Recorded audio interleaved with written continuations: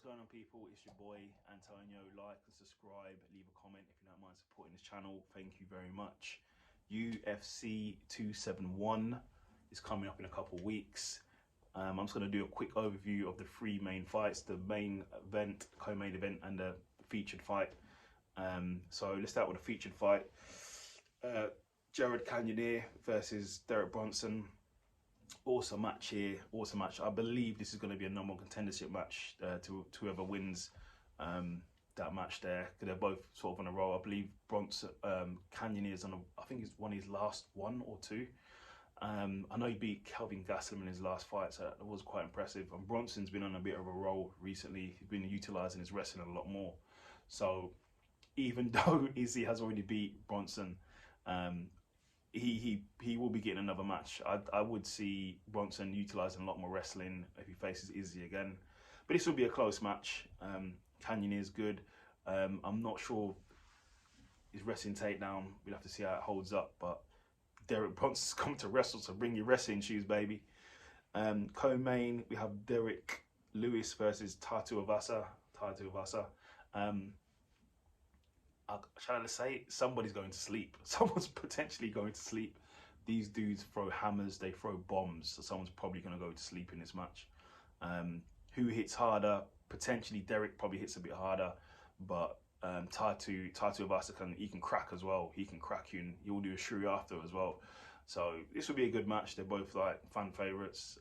We probably see they might do a shuri together. And they might probably, who wins or who loses, they might both do a shuri.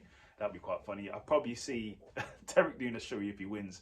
I'm not going to do a prediction, but that's going to be a good fight. That will get Lewis sort of back into title contention, because a match between him and Francis Ngannou can still happen, even though he lost to Gane.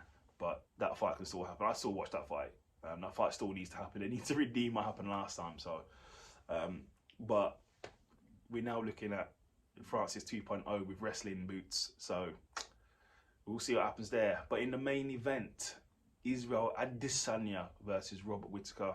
It's a rematch. Obviously, the first time Izzy lit him up the first time, so that's going to be on his mind.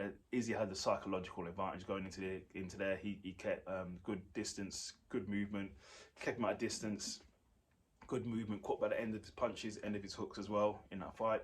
That's how he won it. That's how he got a knockdown as well. End of his punches within a sort of a skirmish. This fight here, I know Rob has said Izzy has looked beatable in his last fight, so I believe he's going to try and utilise wrestling here. The problem is with that is that we're talking like Izzy hasn't been working on his wrestling for how many years.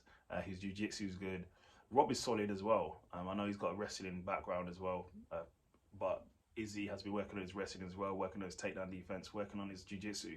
Marvin Vettori couldn't take him down in his last fight. Everyone points to the Jan fight, Blachowicz, but we got to look at it. Izzy came in there like 200 pounds or 199. Blachowicz probably walked in there at 230, 240. So if he takes Izzy down, Izzy's probably not going to get up. He's going to struggle to get up because he is the bigger man, and he's smothered on Izzy. So it's going to be a lot harder to win that fight against Blachowicz. But Rob would have to mix it up. If he's going to rely on his wrestling only, I don't think that's not going to work, because Izzy's takedown defense is really good, and he's going to keep distance, lateral movement. He's going to keep him at a distance, so it's going to be hard. I don't know how he's going to get inside. He's going to need to get inside to do any work. Izzy just needs to keep lateral movement, keep the jab out there, get his hips ready to blast if he's going to try and take him down with a takedown. It's going to be a good match. I'm definitely going to watch it. The thing is, if Izzy wins this, he faces the winner of probably Bronson and Cannonier. I'd like to see him face Cannonier because he hasn't fought him yet. But other than that, like, what's next in the middleweight division? Obviously, someone will come up, but it's just like, who's next after that? If Rob wins, then yeah, there's loads of other fights that can happen, so it'd be interesting. But that is my quick review, my overview of it. So I'll be looking forward to it, and I'll be watching that when it comes, and I'll do a post-fight breakdown of it as well.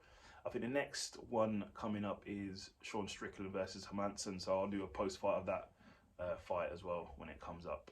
Okay, like, subscribe, leave a comment. Thank you very much. Take care of yourselves.